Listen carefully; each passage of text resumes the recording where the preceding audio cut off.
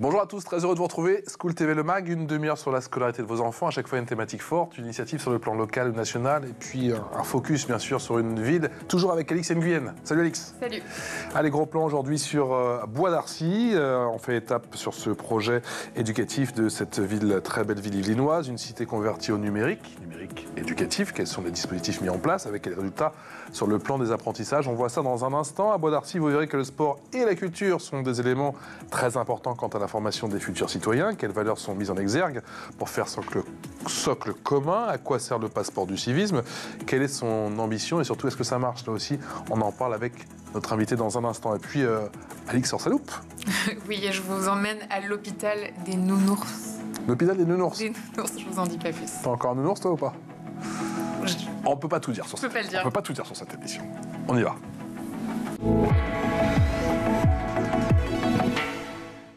Bonjour Philippe Benassaya. Bonjour. Merci d'avoir accepté notre invitation. Je suis ravi de vous revoir. Vous êtes l'heureux maire de Bois d'Arcy. De nouveau maire. Il y a un mois pile. Un mois pile. Et le 21 avril dernier, il y a eu des élections partielles à Bois d'Arcy et donc je suis redevenu maire après une période à l'Assemblée nationale. Oh que oui, on s'en souvient. Vice-président du département des Yvelines, ancien député, vous le disiez effectivement, et également président de Territoire et Présent. C'est quoi Territoire et Présent? C'est une association nationale que j'ai créée il y a quelques années qui regroupe tous les élus locaux autour de la question pénitentiaire. Parce que dans la chaîne régalienne, les élus locaux sont totalement oubliés. Parce que d'abord, la question pénitentiaire est une question régalienne, nationale, et les élus locaux sont un petit peu délaissés alors qu'ils doivent supporter, gérer des centres pénitentiaires dans leur propre ville. Vous entendez quoi par délaissés? Bien, ils ne sont pas du tout consultés. Lorsqu'on crée une prison, par exemple, on ne s'adresse pas au maire, ou très très peu. Ah bon? Non, très très peu. Lorsqu'il faut... On peut imposer concrement à l'État impose. La construction d'une prison? Ah oui, moi j'ai une maison d'arrêt énorme sur Bois d'Arcy. Ouais.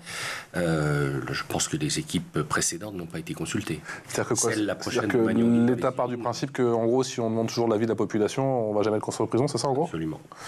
D'accord, on fera une autre émission effectivement sur les prisons, mais c'est bien. Une autre fois. Mais alors, j'allais vous poser la question, quelle est la singularité de cette très belle ville qu'est Bois d'Arcy? Bois d'Arcy, c'est une ville un peu j'ai envie de dire exceptionnelle dans le vrai sens du terme, c'est-à-dire qu'il y a très peu d'exemples comme cela.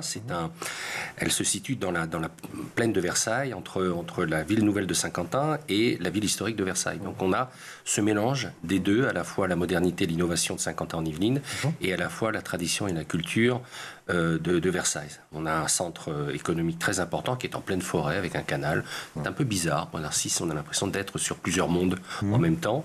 Et c'est une ville qui est très très agréable. Il n'y a pas de ville tranquille avec un énorme poumon, comme je vous l'ai dit, économique, avec d'énormes fleurons industriels sur Bois d'Arcy, Carmat, le spécialiste du cœur artificiel, Hilti, le roi Merlin. Enfin bref, je ne vais pas tous les citer. Mais et à la fois, c'est une ville qui s'étend sur de la verdure. Et c'est une ville assez végétale et à la fois une ville assez économique. Où le bon vivre est effectivement au rendez-vous. Combien d'habitants? 16 000. Combien d'élèves? Combien d'écoles? Aujourd'hui, il y a 4 groupes scolaires. Il y a 4 groupes scolaires à Bois d'Arcy. Il y a à peu près 2000 élèves, un petit peu moins de 2000 élèves sur Bois d'Arcy. Si on devait résumer l'essence du projet éducatif de la ville de Bois d'Arcy, il se résumerait comment? À la fois faire des élèves et faire des citoyens. Faire des élèves, c'est-à-dire garder la priorité qui est apprendre à lire, écrire et compter, et à la fois préparer des citoyens. Bois d'Arcy essaye dans ses écoles de donner le meilleur environnement pour ses élèves futurs citoyens et leur faire rentrer dans ces écoles-là des outils pédagogiques innovants et à la fois originaux, on va en parler. C'est-à-dire que l'élève qui est à Bois d'Arcy, il apprend et il l'expérimente par des apprentissages assez innovants. C'est les deux pôles que nous essayons de développer. Et faire citoyen, ça commence dès la petite enfance? Oui, et même peut-être même depuis la maternelle. On a essayé d'expérimenter, mais on verra après. On ne peut pas tout faire en même temps, mais on essaye déjà de faire de l'apprentissage en anglais. En CP et en maternelle aussi, avec des petits mots, hein, bien sûr. C'est pas, ils vont pas étudier Shakespeare dans le texte, mais il y a des apprentissages dès la maternelle. On fait attention sur le numérique d'ailleurs à la maternelle, mais on en reparlera peut-être un peu plus tard. Alix. Et les élèves sont impliqués aussi dans la concertation des projets pour la ville? Oui, ils sont impliqués par un... On va peut-être en reparler, je ne sais pas si je dois tout dire maintenant. Mais on a... Philippe, on vous suit. On vous suit. Ok, On vous j'y vais. Allez-y.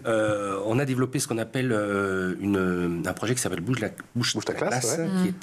qui est un projet qui permet de redimensionner la classe et de ne pas avoir cette espèce de présence un petit peu figée. Donc il y a des groupes de travail dans les classes. Les élèves participent par exemple à la concertation sur nos propres projets communaux. Par exemple, dans une école, nous allons construire à côté d'une école une nouvelle salle de sport, un gymnase. D'accord. On leur a demandé par exemple de dessiner le nouveau gymnase. Ah, c'est super ça. Et ils sont super impliqués. On a reçu je sais pas combien de projets. Très intéressants d'ailleurs, parce que au-delà du dessin, ils commentaient ce qu'ils voulaient aussi. Alors c'est en CM1, CM2, ils commentaient ce qu'ils voulaient, c'est-à-dire qu'ils voulaient une salle de sport, mais avec ça, avec un local vélo. Et ces jeunes en question, ce sont des jeunes du conseil municipal? Pas du tout. Alors, il y a le conseil municipal, c'est collège chez nous, donc pas du tout. Ce sont des élèves du primaire, de l'élémentaire qui réfléchissent à des projets. Ça ressemble à quoi une classe pensée par Bouge ta classe? Alors vous rentrez, ce qui marque le plus, c'est le silence. Parce qu'ils sont concentrés, d'où les groupes de travail. Un peu comme le numérique qui capte un peu l'attention.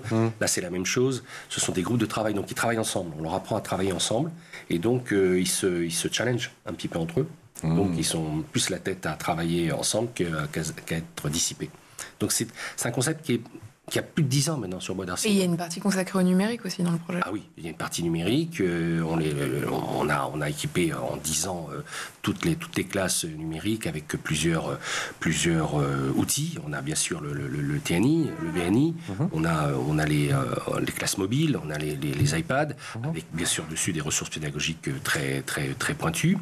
On essaye de ne pas envahir l'école, la classe par le numérique. On leur fait d'abord une sensibilisation au numérique. Ils peuvent se passer du numérique s'ils y arrivent. Et si la thématique requiert le numérique, ils y vont. Il y avait une époque où c'était le tout numérique. Ouais. Aujourd'hui, on essaye un petit peu Vous devez bien faire comprendre que c'est un complément. C'est un complément. Ça ne remplacera jamais le prof, le maître ou la maîtresse, l'instituteur, l'institutrice, mais c'est un complément qui leur permet d'aller un peu plus loin des acquis qu'ils ont en classe.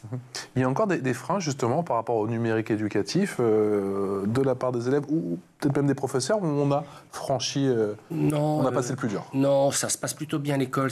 Maintenant, nous avons un souci avec les parents.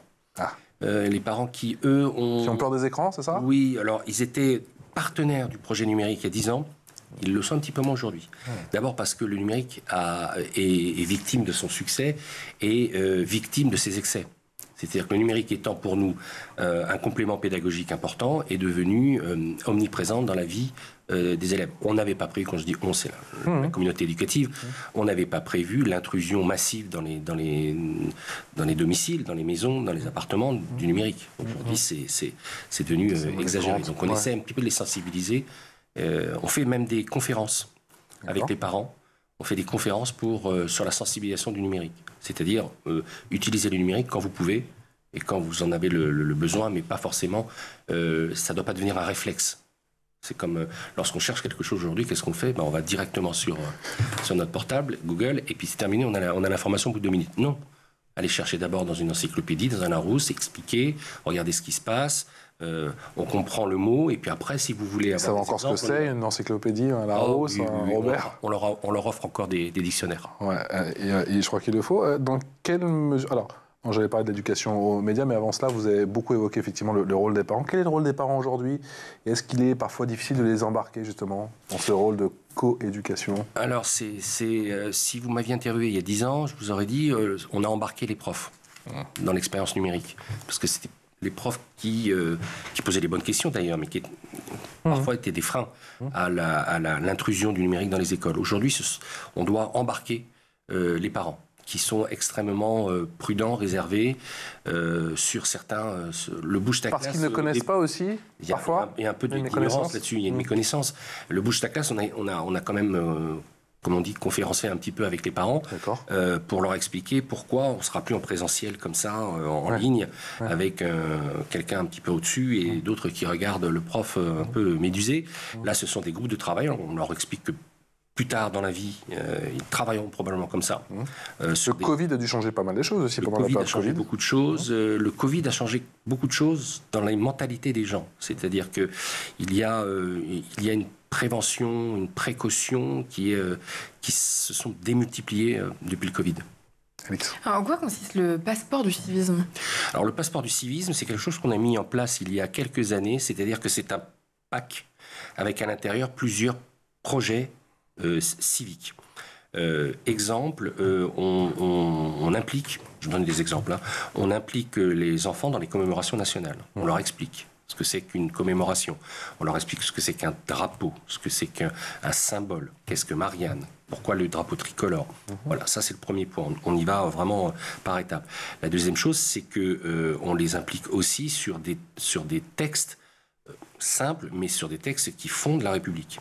On leur explique ce que c'est que, par exemple, moi je me souviens, il y a quelques années, j'avais fait une petite intervention en école pour leur expliquer ce que c'était qu'un maire, les adjoints, le conseil municipal, le président de la République, le Premier ministre, l'Assemblée, le Sénat. C'était passionné. C'était passionné.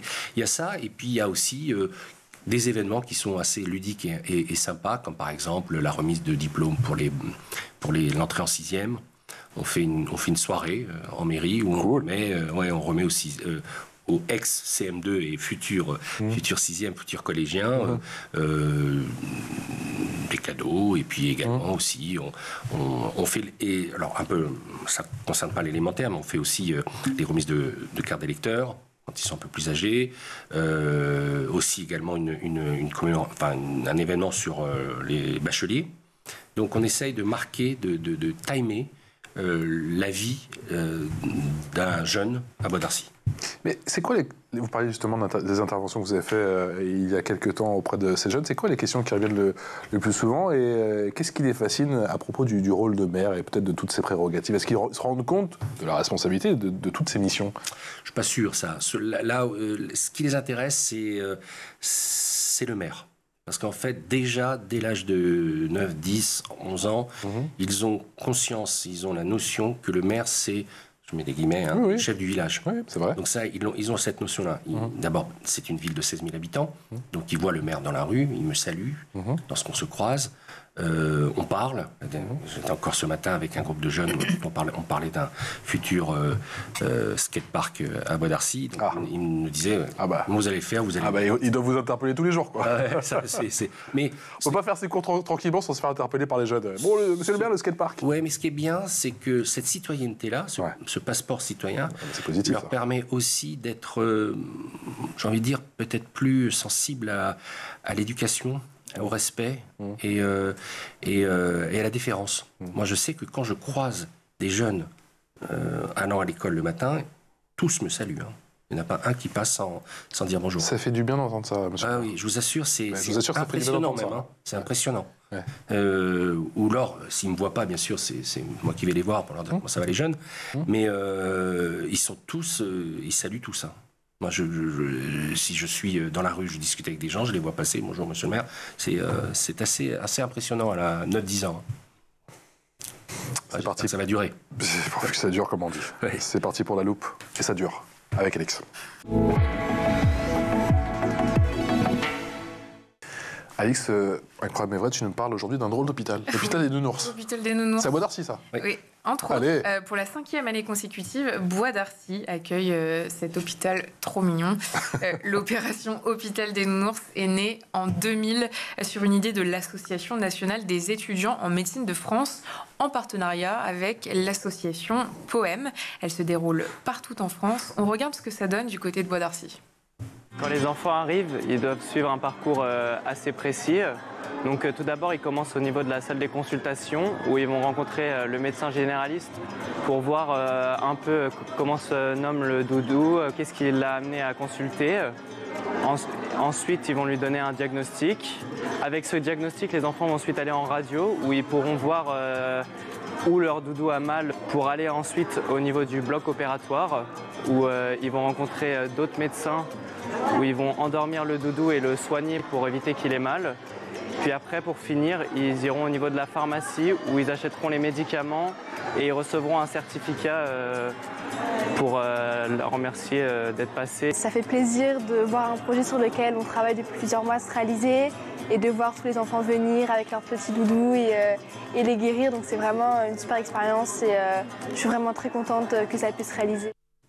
Et plus sérieusement, cette opération vise à faire découvrir aux enfants un parcours de soins classique de manière ludique, de dédramatiser les soins et plus globalement l'univers hospitalier. La finalité est multiple puisque l'événement permet aussi aux futurs soignants d'apprendre à adapter leur comportement face aux enfants et aux adolescents hospitalisés. Et puis cette opération peut même tout à fait s'intégrer au programme scolaire avec les thèmes de la découverte du corps, de la santé ou encore de l'hygiène. Monsieur le maire, quel est l'impact de cette opération sur les enfants? Quel retour vous avez? Ils sont heureux et à la fois ils sont très intéressés et ils posent des questions, beaucoup de questions. C'est vrai que vous avez dit quelque chose de très intéressant, c'est que cette opération permet de dédramatiser le mal, la douleur. Et ça, c'est important pour eux. Hein. Vous avez, ils sont très très jeunes et j'ai l'impression qu'ils repartent un peu rassurés, ils repartent un petit peu en confiance. Et puis le doudou est quand même c'est sacré. Un sacré à leur âge. Donc c'est des opérations qu'on aime bien. D'ailleurs, on a vu beaucoup d'élus autour des enfants là à Bois d'Arcy. Donc c'est une opération qui marche très très bien. On parlait tout à l'heure, effectivement, en début d'émission, de la citoyenneté, bien sûr, de cet engagement citoyen auprès des jeunes de Bois d'Arcy. J'imagine qu'il y a 2 piliers incontournables, c'est le sport et la culture. Oui. Qu'est-ce que vous mettez en place? Le sport, j'imagine qu'il y a bien sûr l'approche des JO, ça c'est un beau tremplin, et puis la culture dans un deuxième temps. Alors d'abord, parlant de JO, Bois d'Arcy est un lieu qui au centre de 4 compétitions olympiques dans les Yvelines. Donc on est extrêmement impliqué par... il doit y avoir le golf pas loin, l'équitation. Saint-Quentin, il y a le BMX sur la colline d'Elancourt, il y a l'équitation au château de Versailles, et il y a surtout le vélo, le cyclisme, le Vélodrome national qui est à la sortie de Bois d'Arcy, mais qui est sur le territoire de Saint-Quentin, Montigny-le-Bretonneux. Vous êtes à la croisée de tous les chemins. Oui, on est à la croisée des chemins. Donc on a imaginé non pas de les envahir avec les JO, parce qu'ils vont être envahis par les JO, mais peut-être de créer des choses un peu originales autour du sport. Donc on a créé ce qu'on appelle le permis vélo, très tôt, qui leur permet un petit peu de prendre l'habitude de l'apprentissage des vélos, même si c'est pas Paris, hein, on circule à Bois d'Arcy, mais quand même... C'est un complément du savoir rouler? Oui, et puis c'est aussi un moyen de préparer ce qu'on va préparer dans quelques temps, je vous le dis un petit peu en scoop, c'est qu'on va créer une auto-école de jeunes. C'est-à-dire qu'on va créer un petit parcours en bordure, en lisière de forêt à Bois d'Arcy. Pour les 2 roues, les 4 roues? Oui, mais pour les enfants, avec des petites voitures. Et puis, ils vont apprendre à la priorité à droite, ils vont apprendre à s'arrêter au feu, ils vont apprendre quelques panneaux. Et ça, ça rentre dans notre obsession de la pédagogie et de l'apprentissage. Ça, c'est un dispositif qui va durer. Oui, j'espère. Oui, c'est un dispositif qui va durer, mais c'est aussi pour les enfants les élèves, un moyen à la fois de s'amuser et d'être conscient de l'environnement. Conscient aussi de l'environnement. C'est-à-dire que même quand eux traversent à pied, ils ont déjà des références apprises à l'école. Comment on fait sous tous ces arbitrages? Effectivement, vous mettez plein de choses en place, mais j'imagine qu'il y a une dimension budgétaire. Oui. Et que le budget n'est pas extensible, et qu'on vous demande de faire des économies. Oui. Même si vous tenez vos budgets, mais que l'État ne tient pas à ses budgets. Oui, on connaît absolument. Nous, on n'a pas le droit, vous le savez, de produire un budget en déséquilibre. En déficit, à l'État. Nous, on est obligé d'être à zéro. Enfin, au pire. Oui, au pire à zéro. À -1, on est retoqué par celui qui donne des leçons de morale et qui ne... Exactement. Bon, on va pas rentrer dans les détails. Voilà. Politique, mais c'est sorti. C'est ça. Oui, c'est sorti. C'est ça. Oui, ce sont des arbitrages. L'école, l'éducation, c'est la priorité de notre mandat. On y met le paquet, comme on dit. C'est combien en pourcentage il y a plusieurs lignes, parce que on a le sport, on a l'éducation, on a la culture, on a l'apprentissage, l'innovation, le numérique. Alors là, comme ça, il faudrait faire une addition. Mais c'est beaucoup. Et c'est juste un peu devant le social, les affaires sociales. On donne à peu près un demi-million, 500 000 euros au CCS, ce qu'on appelle le CCS, c'est-à-dire le Centre d'action sociale de la ville. Donc oui, c'est quand même un investissement important. D'autant plus qu'on n'augmente pas les impôts à Bois d'Arcy depuis au moins plus d'une dizaine d'années. Donc ce sont des arbitrages, il faut aller chercher l'argent. Malgré la crise énergétique? Oui, malgré la crise énergétique. On a passé un très mauvais moment au début du mandat, avec le Covid d'abord et puis la crise énergétique après. Mais maintenant, on réussit à avoir de nouveau l'appui des partenaires. Nos partenaires, c'est la communauté d'agglomération, c'est le département et c'est la région. Et l'État aussi, dans certains... Par exemple, lorsqu'on crée une crèche, on a la CAF qui nous aide, et puis il y a aussi l'Europe qui peut également, puisque c'est d'actualité, qui peut également nous aider. Donc on n'est pas seul quand même. Il faut pas enfin, je ne veux pas dramatiser, mais on n'est pas seul. Il y a des solutions. Il y a des solutions, puis il y a des arbitrages internes qui permettent un petit peu de rééquilibrer les lignes, comme on dit. Mettre un petit peu plus là, un petit peu plus là. On peut changer après d'une année à l'autre, mais en fonction de... Par exemple, au début de mon premier mandat, en 2014, j'ai affecté la majorité du budget, entre guillemets, sur l'innovation, parce que nous avions un manque et nous avons un retard sur l'équipement numérique qui a été comblé, donc il n'y a pas de problème. Comment on fait pour ne pas rogner justement sur la culture? On sait que Comment on fait pour ne pas rogner sur le budget culture? On sait que la culture, c'est important. Oui, la culture, c'est important, d'autant plus qu'on a lancé des événements très sympas. On a le seul festival de la bande-annonce en France, qui est un festival de la bande-annonce de Bois d'Arcy, qui s'appelle le BABA, bande-annonce Bois d'Arcy. Allez y penser. Voilà, donc on a fait des événements, le prix des lecteurs, on a créé la semaine dernière ce qu'on appelle la microfolie. C'est un concept d'ailleurs qui vient de l'État et qui nous permet d'avoir un musée virtuel dans une salle, par exemple, pendant une journée, une demi-journée. On a, numériquement parlant, on peut regarder des tableaux ou autre chose. Donc la culture, c'est important, ça nécessite moins de moyens, quoi qu'il arrive, que l'éducation sociale, parce que là aussi, on est beaucoup subventionné sur la culture.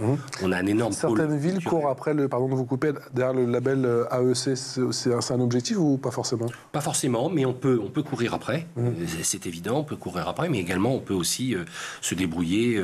On a une saison culturelle très importante, à peu près 130-150 000 euros par an, avec théâtre, voilà, on a un cinéma. Ciné aussi. On a un pôle culturel qui s'appelle le domaine de la Tremblay à Bois d'Arcy, où il y a une salle de concert, la Fabrique, pour les jeunes. On a un théâtre, on a un cinéma. Ce sont des villes qui, aujourd'hui, on n'est plus... depuis les lois sur la décentralisation, depuis 40 ans, les villes explosent et proposent des services qu'ils ne proposaient pas il y a 30-40 ans. Et parmi les projets sur lesquels vous planchez, il y a la lutte contre le harcèlement? Oui, alors... Vous pouvez nous donner des axes? Oui.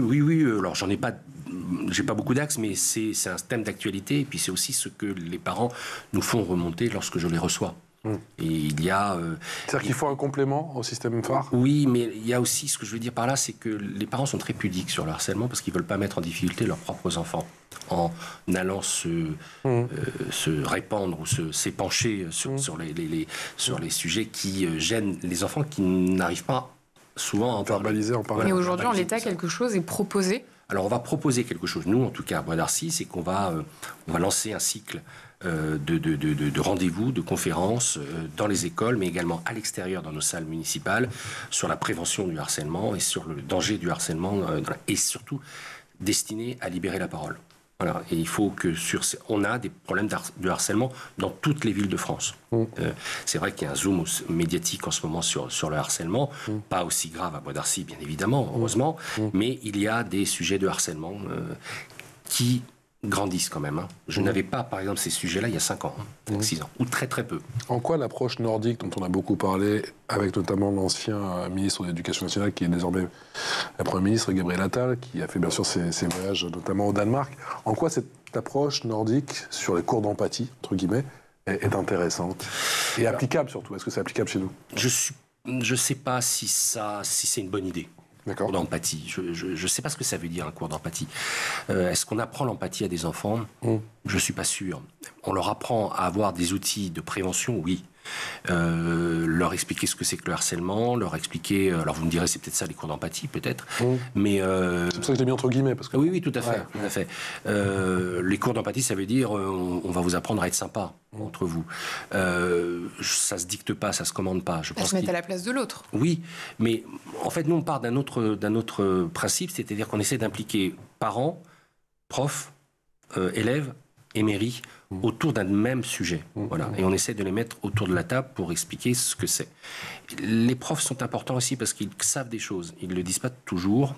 Et, pourquoi? Parce que ce qui est à l'école reste à l'école, ce qui est dans un collège reste dans un collège. C'est toujours compliqué un petit peu de libérer cette parole. On est au début d'une réflexion. Je ne fais pas la science infuse là-dessus. Mais on est au début d'une réflexion où je pense que la mairie, la municipalité peut faire quelque chose sur la lutte contre le harcèlement. En tout cas, c'est un sujet qui D'après nos premiers retours, c'est un sujet qui préoccupe énormément les collégiens, par exemple. Et quels sont les retours de terrain, effectivement, les rétex, si je puis dire, concernant les professeurs sur le système phare qui est mis en place par le gouvernement? Est-ce que, d'après vous, d'après ce que vous entendez, est-ce que c'est efficace, en tout cas, quand c'est appliqué? Oui, pourquoi pas, ça peut être efficace. De toute façon, il y a une multiplicité de programmes. Il faut faire attention aussi de ne pas se perdre dans les méandres des programmes qui sont souvent abandonnés. Hein. On lance un pétard et puis et après c'est un peu abandonné. Nous, on essaie de développer nos propres petits programmes. De plus en plus de villes. Hein. Oui, on reçoit tous les jours avec Alix, effectivement. Et chaque ville, il va de sa proposition et tout, ou parce que ça va pas assez vite, ou parce que c'est peut-être pas assez efficace. C'est vrai. C'est pour ça qu'on développe un peu. L'empathie passe aussi, par exemple, sur le développement d'actions culturelles. Par exemple, on fait de l'apprentissage. Bois d'Arcy est le siège des archives du cinéma en France. Je sais pas. Le CNC. Le fameux CNC, Bois d'Arcy a le siège du CNC. Nos rues portent... C'est vous qui avez des sous. Oui, voilà. Nos rues portent des noms d'acteurs, de réalisateurs. Parce que le CNC, les archives du cinéma, sont dans un vieux fort militaire de 14-18, magnifique, le fort de la batterie, et c'est très important. Et donc, qu'est-ce qu'on fait? C'est pour ça qu'on a fait le festival de la bande-annonce, mais aussi, on fait de l'apprentissage cinéma dans les écoles. On explique des films. Alors, au niveau enfant, on va pas mettre du Romer, du Bergman à des enfants de 10 ans. Mais c'est vrai que, on parlait d'empathie ou de bienveillance. Moi, j'ai assisté une fois à un apprentissage cinéma dans une classe. Silence radio. Il n'y a personne qui parle. Tout le monde lève la main pour poser des questions. Et ça passe par là. Moi, je crois plus à des programmes. Ça peut être un outil concret contre le harcèlement? Ah non, contre le harcèlement. Directement, probablement pas, mais c'est un outil d'apaisement, c'est un outil de réflexion entre eux, c'est un outil de concentration, c'est un outil de bienveillance aussi. Lorsqu'on voit quand les élèves sont silencieux devant un film, ça voilà. Pas la science infuse, encore une fois. On teste des choses, on teste des thématiques, le cinéma, le théâtre. On essaie d'éveiller l'enfant à quelque chose d'autre que la cour de récré et peut-être la tension qu'il y a souvent entre eux. On essaie de les ouvrir à d'autres thématiques, et même si la priorité, je vous l'ai dit en début d'émission, c'est lire, écrire, compter. Mais on essaie aussi d'en faire des citoyens apaisés, bienveillants et curieux, surtout. Et ça aura forcément un impact sur le climat scolaire. Dernière question, Philippe Benassaïa. Comment on optimise le bien-être à l'école pour les élèves, bien sûr, mais aussi pour les profs? Vous avez plus que 2 minutes, je peux vous dire. Il faudrait une heure, parce que c'est un vrai sujet. Nous, honnêtement, on a des écoles qui sont quand même assez... J'ai le sentiment. Oui, on est en train en plus d'équiper les écoles de cours végétalisés, donc ça permet un petit peu d'abord d'insérer la question environnementale dans les écoles, mais aussi d'apporter plus de bien-être et de vie dans les écoles. Alors, on me dit, c'est un gadget. Non, c'est pas un gadget, parce que ce qu'on appelle les oasis, les cours végétalisés, c'est aussi du bien-être pour tout le monde, pour les profs. Ça passe par quoi aussi, le bien-être des profs? Ça passe aussi par des infrastructures qui sont modernisées, rénovées. Ça passe aussi par une écoute. Il faut écouter dans les conseils d'école les retours des profs. C'est souvent pas toujours très sympa d'ailleurs, hein, c'est virulent, mais il faut les écouter. Je pense que tout le monde doit participer à la réussite, non seulement premièrement des élèves, c'est la priorité, mais également aussi participer à ce que l'équipement, c'est-à-dire le bâtiment scolaire, soit du mieux possible. Vous n'êtes pas à la tête de l'éducation nationale, sinon ça se saurait. Si vous deviez changer une chose, ce serait quoi? Ou instaurer quelque chose, insuffler quelque chose? Moi, j'y mettrais plus de langues étrangères dans les écoles. C'est ce que vous allez faire d'ailleurs? Oui, c'est ce qu'on va faire avec l'anglais, mais je pense que moi qui ai vécu à l'étranger quand j'étais jeune, on apprend très très vite. On apprend si vite quand on a 5, 6, 7, 8 ans, 6 mois. Incroyable. Et moi, quand j'avais 10, 11 ans, j'étais carrément bilingue. Ouais. Et ça m'a pas abandonné. Vous étiez en immersion totale? Oui, mais je le suis toujours, bilingue. Mais je pense qu'on apprend une ouverture, c'est une ouverture d'esprit, les langues. Ouais. C'est aussi une connaissance, c'est aussi une curiosité, c'est une sonorité, c'est une musique. Une forme d'intelligence aussi. Oui, absolument. Et moi, je pense que je ferai ça, mais je ne suis pas, malheureusement, ou heureusement. Bientôt peut-être. Bientôt peut-être. On ne sait jamais, ça change si souvent. Vous savez, la tête de l'éducation nationale. Philippe Benassaïa, un immense merci à vous. Merci à vous. Voir le maire de Bois d'Arcy, vice-président du département des Yvelines, ancien député, donc président de Territoire et Prison. On fera une autre émission sur les prisons Promis. Ma chère Alix, on se retrouve demain pour de nouvelles aventures. School TV Le Mag.